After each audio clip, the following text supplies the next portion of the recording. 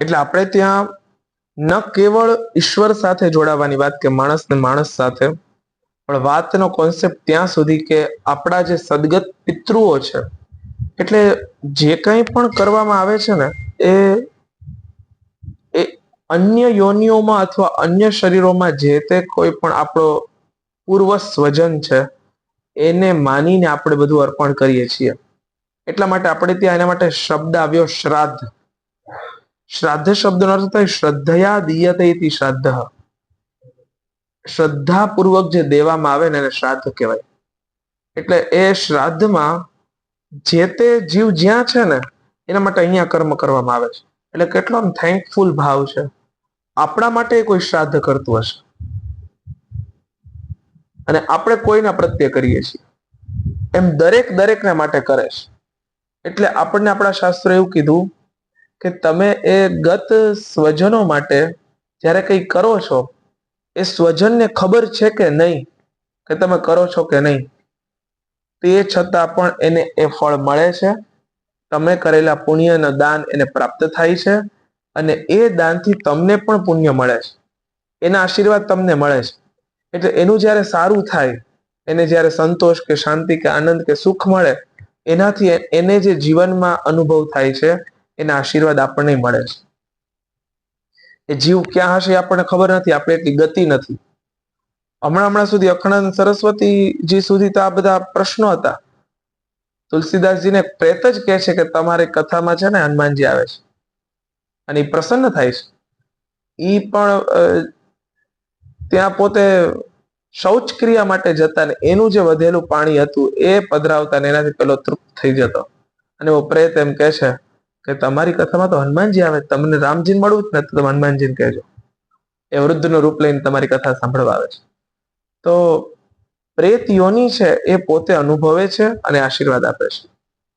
એટલે પિતૃઓ છે એના માટે શ્રદ્ધાપૂર્વક જે કરવામાં આવે, એના નિમિત્તનું જેને ખવડાવવા પીવડાવવામાં દાન કરવામાં આવે, તો એ જ્યાં હશે ને ત્યાં એને પહોંચે છે.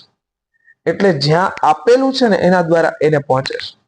જેમ યજ્ઞમાં કરેલું સ્વાહા, પિતૃઓ માટે કરેલું તર્પણ અથવા તો સ્વધા કે દાન, અને કોઈ જીવતા હોય તો એના માટે કરેલી મદદ અથવા દાન, એ તરત જ ત્યાં સુધી પહોંચે છે અને એ જ્યાં હોય ત્યાંથી પ્રસન્ન થાય. એટલે એની પ્રસન્નતાનો જે એક દુઆ નીકળે છે એ જે તેને મળે છે. એ બહુ સહજ છે કે ક્યારેક આપણને એ અનુભવ ન થાય, આપણને ખબર હોય કે ન હોય, પણ એ શ્રદ્ધાપૂર્વક જે કરવામાં આવે એ શ્રાદ્ધ છે. અને આવા શ્રાદ્ધને દ્વારા આપણે આપણા પિતૃઓને તૃપ્ત કરતા હોય, દેવતાઓને પ્રસન્ન કરતા હોય, અને જે મનુષ્યો છે એને એની જે અનુકૂળતા બને એવી આપણે વ્યવસ્થા કરતા હોય, તો આ એક પ્રકારનું શ્રાદ્ધ છે. એટલે જે કંઈ પણ કરવામાં આવે છે એ બધું જો શ્રદ્ધાપૂર્વક થાય અને એ ઈશ્વરીય હોય કે પછી માનુષિક હોય કે પછી પૈતૃક હોય, એ ત્યાં સુધી પહોંચે જ, અને એના સંકેત પણ મળતા હોય છે. એટલે આવું કહે છે કે આવી રીતના દરેક વ્યક્તિ બીજાના માટે કરે તો એનો અર્થ એવો થાય કે કોઈને માટે કોઈને કોઈ કરતું હશે અને સૌ એમ સમજે કે અમારી જવાબદારી છે. એમ બધાના કલ્યાણની ભાવના છે ને આખું એક રોટેશન ચાલે છે. એટલા માટે વંશ પરંપરા, અને એ વંશ પરંપરાથી જ્યારે શ્રાદ્ધ કરવામાં આવે, જે બધા એકબીજા માટે કરતા હોય, તો આમ જોવા જઈએ તો આપણા ઋષિઓએ એટલી સરસ વ્યવસ્થા બનાવી કે બધાય માટે કરે. એટલે શ્રાદ્ધ વિધિમાં તમે જુઓ તો બધાનો ઉલ્લેખ થઈ જાય. ઋષિઓ, પિતૃઓ અને દેવતાઓ, એ બધાનું તર્પણ કરવામાં આવે, એક એકનું નામ લઈને. અને છેલ્લે તો ત્યાં સુધી કે જે નથી ઓળખતા, નથી જાણતા, એના માટે પણ હું તર્પણ કરું છું. અને આમ કરીને બધાને તૃપ્ત કરે, બધાને સર્વે ભવંતુ સુખિનઃ સર્વે સંતુ નિરામયાની એમ વાત છે. એટલે શ્રાદ્ધ એટલી અદ્ભુત આખી વૈજ્ઞાનિક પ્રક્રિયા છે કે એના દ્વારા દરેક વ્યક્તિ છે એ પોતે તૃપ્તિનો અનુભવ કરે છે. એટલે આપણે ત્યાં અમુક ક્રિયાઓ પણ એવી જ છે કે યજ્ઞ દ્વારા દેવતાઓને તૃપ્ત કરીએ અને અહીંયા કોઈને જમાડીને તૃપ્ત કરીએ, અને આપણે એમ માનીએ કે આને જમાડવાથી એ જમ્યા. આ કોન્સેપ્ટ બહુ અદ્ભુત છે કે હું ગાયને ઘાસ આપું તો ગાયની અંદર હું 33 પ્રકારના દેવતાઓને જોઉં, અને એને હું દેવતાઓને જમાડવા માટે થઈને હું ગાયને જમાડું. જો ગાય તૃપ્ત થાય તો 33 કરોડ મીન્સ કોટી. અહીંયા કોટી એટલે કરોડ નહીં, પણ કોટી એટલે પ્રકાર. એ પ્રકારના દેવતાઓ છે એ પ્રસન્ન થાય. કોટી શબ્દ પ્રકારના રૂપમાં, ઓલો કોટી એટલે કરોડ ને આ કોટી એટલે પ્રકાર. હવે એવું પણ છે કે તમે અલગ અલગ પ્રાણીઓ, પશુઓ, મનુષ્યોને તમે જે કંઈ પણ ખવડાવો પીવડાવો અને એના દ્વારા ઈશ્વરને જ મળે, અને ઈશ્વર દરેક જીવમાં છે, તો તમારે જ્યાં પહોંચાડવું છે ત્યાં પહોંચી. દુર્વાસાએ દ્રૌપદીજીને કીધું કે હું હમણાં આવું છું, જમવાનું તૈયાર રાખજો. દ્રૌપદીજીએ વિચાર કર્યો કે અહીં જંગલમાં મળશે, હું કાંઈ નથી, આપણું બધું ખાલી થઈ ગયું. અને પછી કૃષ્ણ ભગવાન આવે છે, શું થયું? હે કૃષ્ણ, શું થયું? એટલે કૃષ્ણે સંબોધન કર્યું ને તો દ્રૌપદીજી કોઈની સામે નથી ખુલ્યા ને એટલે કૃષ્ણ સામે ખુલ્યા છે. એટલે આમાંથી કોઈ મને સમજી શકે એમ નથી, તમે સમજી શકો એમ છો. શું પ્રોબ્લેમ છે? તો કે આ દુર્વાસાજી આવવાના છે ને કઈ ઘરમાં કઈ છે નહીં. અને પછી પેલા પાત્રમાં એક નાનકડો એવો કણ અન્નનો જોવે છે ને પછી એ પોતે પોતાના મોંમાં મૂકે છે કે હવે જો બધું તૃપ્ત થઈ ગયું. દુર્વાસા ઋષિની આખી મંડળી તૃપ્ત થઈ ગઈ. આ જ વાત તમે કૃષ્ણ લીલામાં જોવા જાઓ કે જયારે બહુ દૂધ પી જાય છે ને ત્યારે પછી માને ચિંતા થાય છે કે લાલો આટલું બધું દૂધ પી જાય છે, તો આટલું બધું દૂધ જાય છે ક્યાં? બહુ વધારે દૂધ પી જાય તો અપચો થઈ જાય, એટલે માં બહુ પીવા ન દે. એ અમુક ટાઈમ ડ્યુરેશન, અમુક વસ્તુ જ તે બાળકને સ્તનપાન કરાવવું જોઈએ. તો યશોદાજીને બહુ ચિંતા થઈ કે આવું કેમ?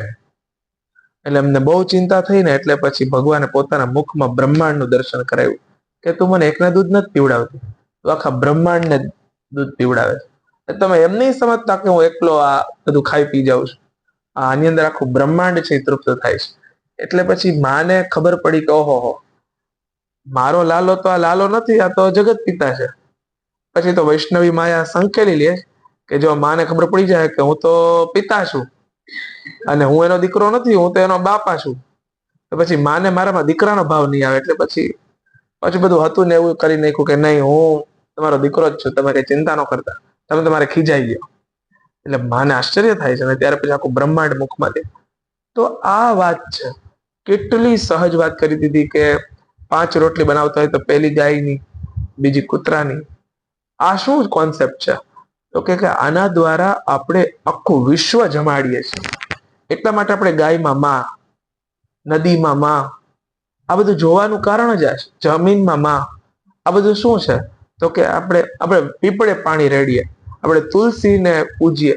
આ બધાની પાછળ એટલો વૈજ્ઞાનિક અને અદ્ભુત કોન્સેપ્ટ છે. આ ધર્મ અને વિજ્ઞાન આ બે ઉપર આખું બોલાવવું જોઈએ. આ બધા કોન્સેપ્ટ બહુ ક્લિયર થવા જોઈએ કે એ શોપીસ માટે ઘરમાં નથી રાખવામાં આવતું, એ 24 કલાક ઓક્સિજન આપે છે. એટલે આને ઘરમાં રાખવાનું છે. ગાય ઘરમાં રાખવાની છે, કારણ કે ગાયને ખબર પડી જાય છે કે મને જે રોજ ઘાસ નીરે છે ને એની અંદર કયો રોગ છે.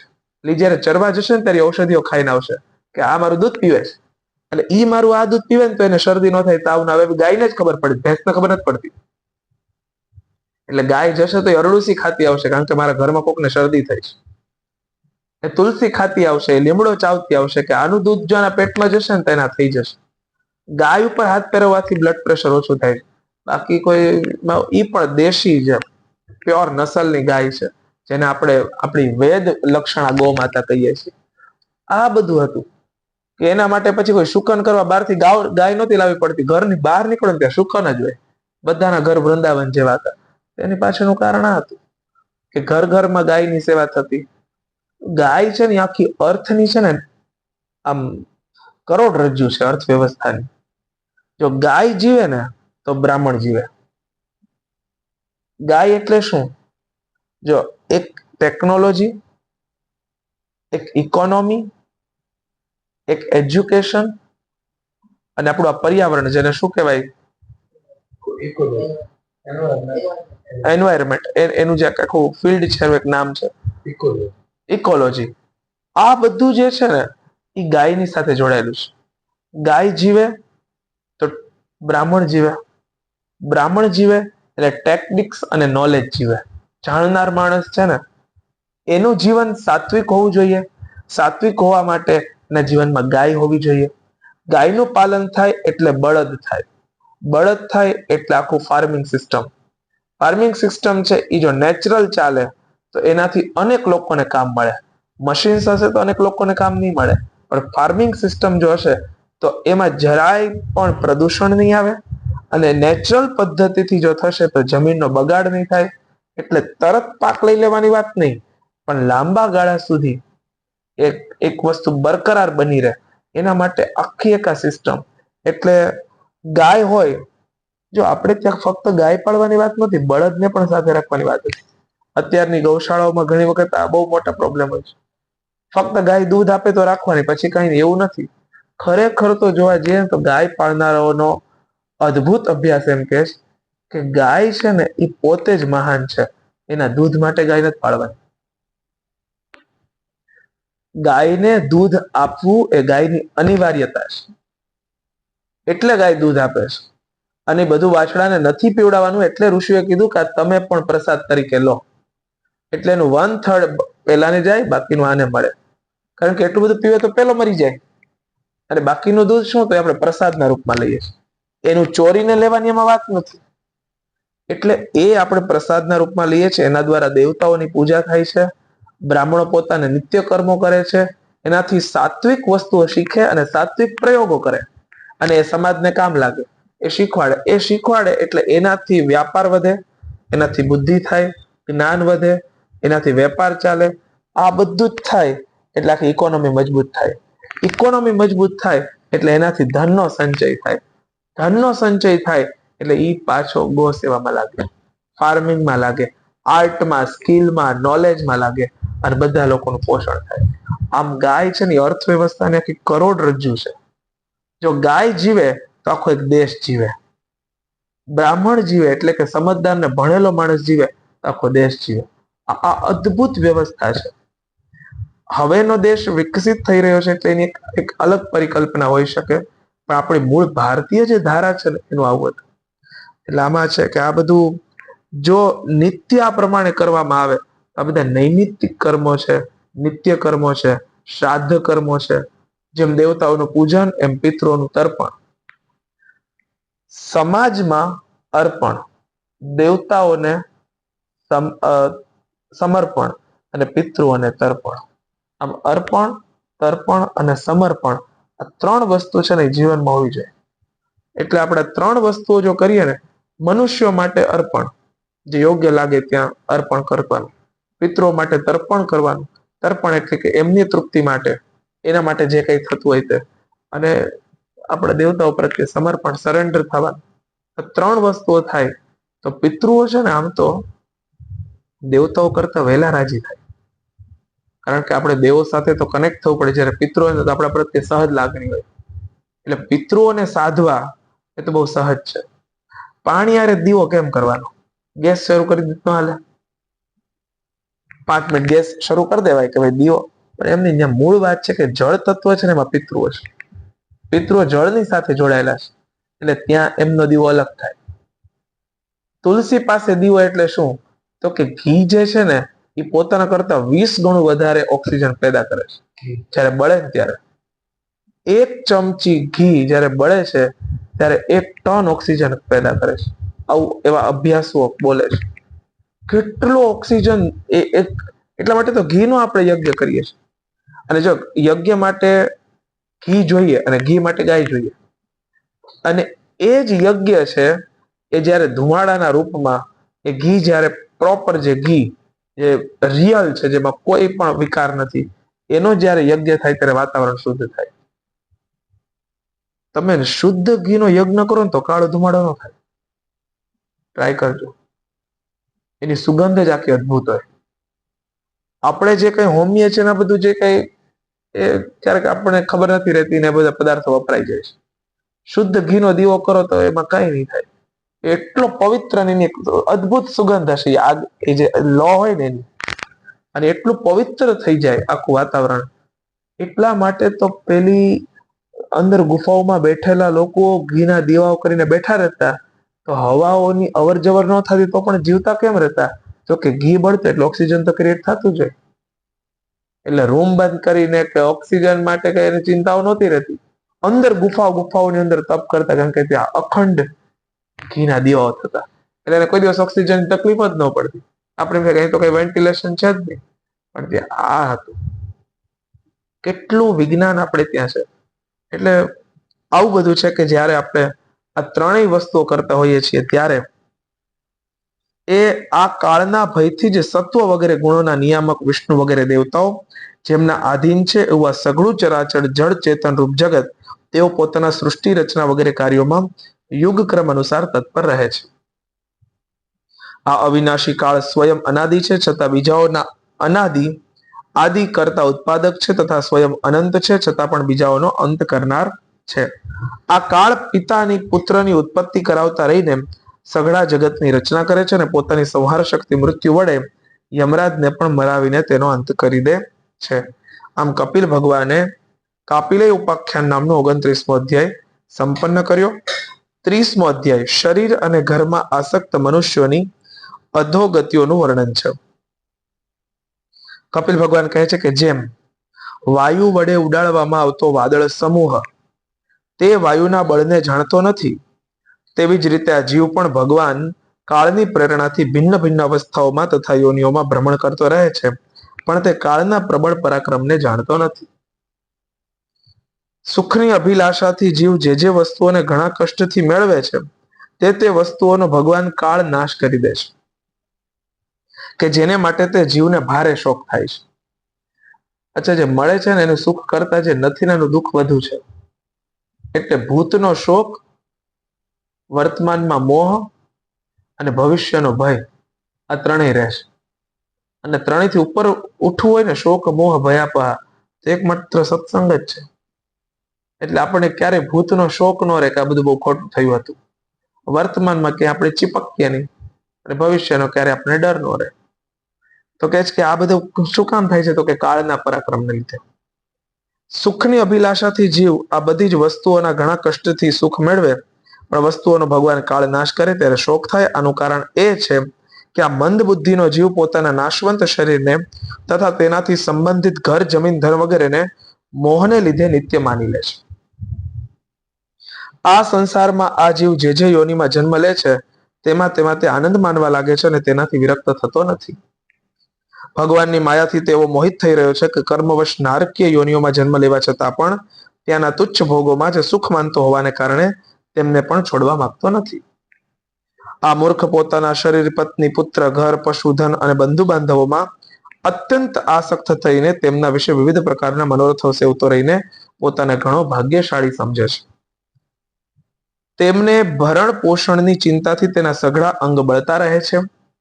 તેમ છતાં હૃદય દુર્વાસનાઓથી દૂષિત થયેલું હોવાને કારણે તે મૂઢ તેમના જ માટે નિરંતર જાત જાતના પાપ કરતો રહે છે. ઉલટા સ્ત્રીઓ વડે એકાંતમાં સંભોગ વગેરેના સમય પ્રદર્શિત કરેલા કપટ ભર્યા પ્રેમમાં તથા બાળકોની મીઠી મીઠી વાતોમાં તથા મન ઇન્દ્રિયોના ફસાઈ જવાથી ગૃહસ્થ મનુષ્ય ઘરના દુઃખ પ્રધાન કપટ ભર્યા કર્મોમાં ફસાઈ જાય છે. તે સમયે ઘણી સાવધાની વર્તવાથી તેને જો કોઈ દુઃખનો પ્રતિકાર કરવામાં સફળતા મળી જાય છે તો તેને જ તે સુખ માની લે છે. સુખ બે પ્રકારના છે. એક જે સુખ સુખ જ છે, પણ એક સુખ કે જે દુઃખને શાંત કરી દે છે. તો ખરેખર સુખ જ સુખ છે કે દુઃખ નથી ત્યારે જે છે એ સુખ છે? આ વ્યક્તિની પોતાની સ્થિતિ પર ડિપેન્ડ કરે છે. આપણે પોતે માની લો કે સોનાનું કે ઘરેણું લીધું અને આપણે સુખનો અનુભવ કર્યો, પણ જ્યારે કોકનું જોયું અને પછી થયું કે આ મારે લેવું, પણ લેવું એટલે આના કરતા વધારે બેસ્ટ લેવું, એના એ ઘરેણાને જોઈને આપણને જે આઘાત લાગ્યો અથવા તો શોક થયો કે ઓહો આવું સરસ, અથવા તો પછી એક હર્ષની લાગણી થઈને આપણી અંદર એક ઉદ્વેગ થયો કે આપણે પણ આવું લેવું, એક્સાઇટમેન્ટ થયું. આ બધાની શાંતિ ત્યારે થશે જ્યારે એના કરતા સારું સોનું લેશું. આ બે પ્રકારનું સુખ, એક કે સીધું સીધું જે મળ્યું તે, અને એક કે જે કોઈ બીજા ઉપર ડિપેન્ડ કરે છે. દુઃખ એવું છે, એક દુઃખ કે જે સામાન્ય દુઃખ ચાલે છે તે, પણ એક કે આવું થાય ને તો આને દુઃખ કહેવાય, આવું આપણે માની લીધું હોય. ઘણી વખત આપણા માટે જે દુઃખ છે એ તો બીજા માટે બહુ સુખ છે અને આપણે એને સુખ માની લીધું. એટલે સુખ દુઃખની વ્યાખ્યા છે એ વ્યક્તિની પોતાની સ્થિતિ ઉપર છે. આનું કારણ એ જ છે કે આપણે ઘર, જમીન, ધન વગેરે મોહને લીધે નિત્ય માનીએ છીએ. આ સંસારમાં જીવ જે યોનિમાં જન્મ લે છે તેમાં તે આનંદ માનવા લાગે છે અને તેનાથી વિરક્ત થતો નથી. અને બહુ સામાન્ય બાબત એવી છે કે દરેક વસ્તુ પ્રાપ્ત થતા પહેલા આપણે એમાં ઢળીએ, ધીમે ધીમે એને અનુકૂળ બનીએ. અનુકૂળ બન્યા પછી આપણને એમાં આસક્તિ થાય, પછી આપણને એના વગર ન ચાલે, અને ધીરે ધીરે એના વગર ન ચાલે એટલે પછી આપણે એ પ્રમાણની વ્યવસ્થાઓ માટે હંમેશા ઝંખીએ. ખરેખર દરેક પરિસ્થિતિનો આનંદ અમુક સમય એ સ્થિતિમાં રહેવા પછી આવવા જ લાગે છે. જ્યારે આમાં કંઈ જ નહીં હોય ત્યારે એક જમીન હશે, એમાં એક ભવન થયું, ભવનની અંદર વ્યવસ્થાઓ થઈ, વ્યવસ્થાની અંદર બેઠક વ્યવસ્થા થઈ, અને પછી આપણે અત્યારે બેઠા છીએ. એ જ સમય અહીંયા જમીન ઉપર કોઈ આમનામ જમીન ઉપર પણ બેઠેલું હશે, અને એને પણ ત્યારે બહુ સુખ શાંતિનો અનુભવ થયો હશે કે કોઈ અહીં આરામથી સૂતું હશે. અત્યારે એ જ જગ્યાએ બહુ સરસ ભવન બની ગયું છે, તો એમાં એક સુખ શાંતિનો એક અલગ વ્યાખ્યા છે. તો આમાં કહે છે કે એ બધું જ એ આપણે માનીએ છીએ ખરેખર છે નહીં. એટલે જે માની બેઠા છીએ એ છે નહીં, એટલે એમાંથી વિરક્ત થવાનું છે. ભગવાનની માયાથી તેઓ મોહિત થઈ જાય છે કે કર્મવશ નારકીય યોનિઓમાં જન્મ લેવા છતાં પણ ત્યાંના તુચ્છ ભોગોમાં જ સુખ માનતો હોવાને કારણે તેને પણ છોડવા માંગતો નથી. આ મૂર્ખ પોતાના શરીર, પત્ની, પુત્ર, ઘર, પશુ, ધન અને બંધુ બાંધવોમાં અત્યંત આસક્ત થઈને તેમના વિશે વિવિધ પ્રકારના મનોરથો સેવતો રહીને પોતાને ઘણો ભાગ્યશાળી સમજે છે. તેમના ભરણ પોષણની ચિંતાથી તેના સઘળા અંગ બળતા રહે છે. તેમ છતાં હૃદય દુર્વાસનાઓથી દૂષિત થયેલું હોવાને કારણે તે મૂઢ હંમેશા નિરંતર જાત જાતના પાપ કરે છે. ભયંકર હિંસાવૃત્તિ વડે જ્યાંથી ત્યાંથી ધન એકઠું કરીને તે લોકોનું પોષણ કરે છે. પોતે તો તે તેમના ખાતા પીતા બચેલું જ અન્ન ખાઈને રહે છે. વારંવાર પ્રયત્ન કરવા છતાં પણ જ્યારે તેનો કોઈ ગુજારો થવા પામતો નથી, ત્યારે લોભને લીધે અધીર થઈ જતા બીજાના ધનની લાલચ કરવા લાગે છે. જ્યારે મંદ ભાગ્યને કારણે એને કોઈ પ્રયત્ન બર આવતો નથી, ત્યારે તે મંદ બુદ્ધિવાળો ધનહીન થતા કુટુંબનું ભરણ પોષણ કરવામાં અસમર્થ બની જાય છે. ત્યારે અત્યંત લાચાર અને ચિંતાતુર થઈને દીર્ઘ નિશાસા નાખે છે. એને પોતાનું ભરણ પોષણ કરવામાં અસમર્થ જોઈને તે પત્ની, પુત્ર વગેરે એનો પહેલાના જેવો આદર કરતા નથી.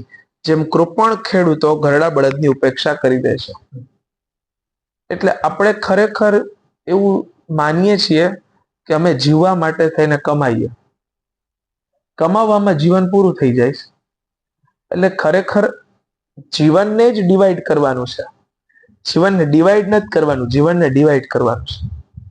આપણે એવું કરીએ છીએ કે ખરેખર એવું કરવાનું હોય કે હું અમુક સમય શરીર માટે, અમુક સમય સમાજ માટે, અમુક સમય ધર્મ માટે, અમુક પરિવાર માટે, શિક્ષણ માટે, આવું એક દિવસના ભાગ પાડવાના હોય.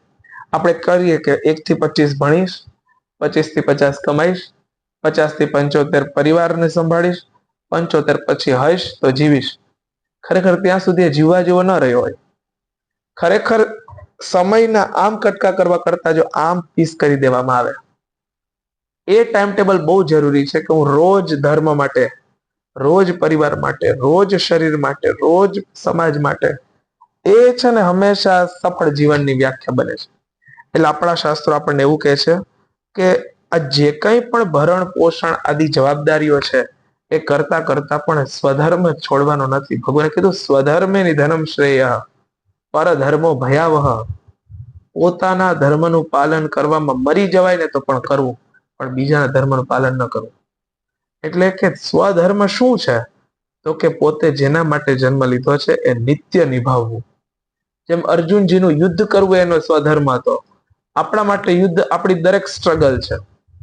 ખરેખર તો આપણે આપણા જીવન સાથે લડી જ રહ્યા છીએ, અને લડવામાં આપણે એનો આનંદ પણ લેવાનો છે, કારણ કે શ્વાસ શ્વાસ યુદ્ધ છે. તો એ યુદ્ધમાં આપણે બધું જ લડવાનું છે. તો આપણે ધર્મ માટે પણ ટાઈમ કાઢવાનો છે, પરિવાર માટે, આ બધું કરવા માટે. તો આમ જો કરવામાં આવશે તો ક્યારેય ઘણી વખત 75 પછી પણ કદાચ શરીર ચાલતું હશે તો કોણ એવો હશે કે જે ધર્મ માટે જીવશે? નહીં જીવે. પણ જ્યારે એ આમ ભાગ પડી જાય, એટલા માટે આપણા નિત્ય કર્મો છે ને આપણને પકડી રાખે છે. આ નિત્ય છે ને એ બહુ અઘરું છે. કોઈ વસ્તુને એક સ્ટેપ ઉપર લઈને મૂકી દેવી ને તો બહુ હેલું છે, બહુ સરળતાથી ત્યાં મૂકી શકાય, પણ પછી એને નિત્ય કરવું ને એ બહુ અઘરું છે. તો આમાં કહે છે કે પછી તો ઉપેક્ષા થવા માંડે, અને પછી આમ છતાં પણ એને વૈરાગ્ય થતો નથી, અને એને પોતે પાળિયા પોષ્ય હતા તેઓ જ હવે તેનું પાલન પોષણ કરે છે. પાળિયા પોષ્ય હતા તેઓ જ હવે વૃદ્ધાવસ્થાને કારણે એનું રૂપ બગડી જાય, શરીર રોગી થઈ જાય, જઠરાગ્નિ મંદ પડી જાય, ભોજન અને પુરુષાર્થ ઓછા થઈ જાય અને એ મરણોન્મુખ થઈને ઘરમાં પડ્યા રહે, ત્યારે પત્ની પુત્ર વગેરે અપમાનપૂર્વક આપેલા ટુકડા ખાઈને કૂતરાની જેમ જીવન નિર્વાહ કરે છે. મૃત્યુનો સમય નજીક આવવાથી વાયુના ઉત્ક્રમણથી એની આંખની પૂતળીઓ ચડી જાય છે. શ્વાસોશ્વાસની નળીઓ કફથી ભરાઈ જાય છે. ખાંસી ખાવામાં અને શ્વાસ લેવામાં પણ એમને બહુ કષ્ટ પડે છે. કફ વધી જવાને કારણે ગળામાં ઘરઘરાટી થાય છે. એ પોતાના શોકાતુર સગા સંબંધીઓથી ઘેરાયેલો પડ્યો રહે છે અને મૃત્યુપાશને વશીભૂત થઈ જવાથી તેમને બોલાવ્યા છતાં પણ બોલી શકતો નથી. આ મૃત્યુ અવસ્થાની વાત કરે છે. આ પ્રમાણે જે મૂઢ મનુષ્ય ઇન્દ્રિયોને નહીં જીતીને નિરંતર કુટુંબના પોષણમાં રત રહે છે, તે રડતા રહેતા સ્વજનોની વચ્ચે અત્યંત વેદનાથી અચેત થઈને મૃત્યુ પામે છે. આ પ્રસંગે તેને લેવા માટે અતિ ભયંકર રોષયુક્ત આંખવાળા બે યમદૂતો આવે છે. તેને જોઈને ભયને કારણે તેને મળમૂત્ર થઈ જાય છે. તે યમદૂતો તેને યાતના શરીરમાં નાખે ને પછી જેમ સિપાઈ કોઈ અપરાધીને લઈ જાય છે તેવી રીતે તેના ગળામાં દોરડું બાંધીને બળપૂર્વક યમલોકની લાંબી યાત્રાએ તેને લઈ જાય છે. તેમના ગુસ્સા ભર્યા ઘાટાઓથી તેમનું હૃદય ફાટવા લાગે છે અને શરીર ધ્રુજવા માંડે છે. માર્ગમાં કૂતરાઓ તેને બચકા ભરે છે. તે સમયે પોતાના પાપ યાદ કરીને તે વ્યાકુળ થઈ ઉઠે છે. આપણે ત્યાં કોઈ ગુજરી જઈને પછી આજે નરકનું વર્ણન બધા વાંચવા રાખે એટલે શું કામ? એ ત્યારે માણસ એલર્ટ થઈ જાય કે હમણાં જ જે બન્યું ને, તો તમે લોકો જો અત્યારે આ ઘટના છે, તમે આના ઉપર બધા એટલાથી માણસ થી સમજે. ખરેખર તો એ નિત્ય શ્રવણની વાત છે, પણ આ બધું કરવાની પાછળનો કોન્સેપ્ટ આ છે. એ સમયે લોકો ગીતાજી વાંચે, તો એની અંદર પણ આ જ વાત છે કે આપણે એ વસ્તુઓ સમજીએ, કારણ કે એ પ્રસંગ છે. કોઈના લગ્નમાં આવી વાત કરે સારું ન લાગે, બર્થડે પાર્ટીમાં ને એ બધું, પણ એ પેલા પ્રસંગોમાં પુરાણોના આવા પાર્ટનું જો અધ્યયન થાય તો લોકો છે એ એવા એટમોસ્ફિયરમાં હોય તો લોકોની તરત, અને પેલું અત્યારે તો એ બહુ કોસ્મેટિક થઈ ગયું, ખરેખર કોસ્મિક કરવાની જરૂર હતી. એટલું રૂપકડું કરી નાખ્યું કે હવે આપણને બધું આમ ફેશન જેવું લાગે છે કે અમારે ત્યાં તો ગરુડ પુરાણ બેસાડ્યું છે, તો લોકો એવી રીતે જાય જાણે ફંક્શન હોય. ખરેખર ત્યાં બહુ સાવધાની પૂર્વક જઈને સાંભળવાનું છે. આપણે કાર્યક્રમ પણ એટલો સરસ, હવે શ્રદ્ધાંજલિ સભા પણ રૂપાળી થાય છે, પેલા જેવું નથી થતું. હવે આમ એટલું આમ સરસ થાય કે લોકોની ગમે, અને એમાં પણ આપણે બહુ સારા જ કપડાં પહેરીને જવું પડે. પેલા તો મરણ એટલે લોકો થાય એટલું મેલું રહેવાની ઈચ્છા કરતા, અને હવે તો એવું નથી રહ્યું. હવે તો જો કોઈ ટુવાલ નાખીને ઉભું હોય તો અજુગતું લાગે. પેલા તો આ બધું કેટલું અદ્ભુત, અત્યારનો સમય બદલી ગયો છે. અત્યારની સભાઓમાં એ ગીતાજી વાંચવા અથવા ગરુડ પુરાણ એ પણ બહુ અદ્ભુત રીતે લોકો એને લેતા હોય છે, અને ક્યારેક તો એ કોન્સેપ્ટ નથી પણ હોતો, પણ જયારે હોય છે તો આ બધી હવે અત્યારના સમયમાં ખરેખર સમજદારી ઉગી છે ને, ત્યારે આ બધા પુરાણો બહુ કામના છે. આ ખરેખર કથાનો અને સમજદારીનો યુગ છે.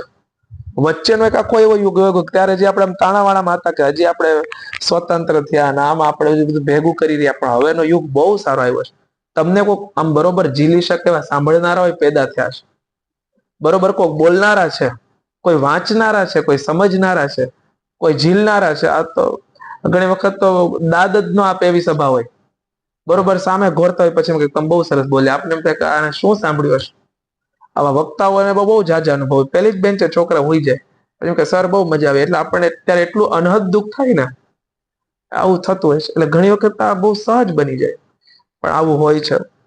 એટલે આ બધા આવા જયારે પ્રકરણો આવે ને, એ ખરેખર જીવને જગાડવા માટે છે કે ડરને કારણે, જો ભયાત કંસહ, ગોપીઓ પ્રેમથી ભગવાનને મળી, લોભથી આ બધા હિરણ્યાક્ષ ને બધા, પણ ભયથી કંસ ભગવાનને મળ્યો.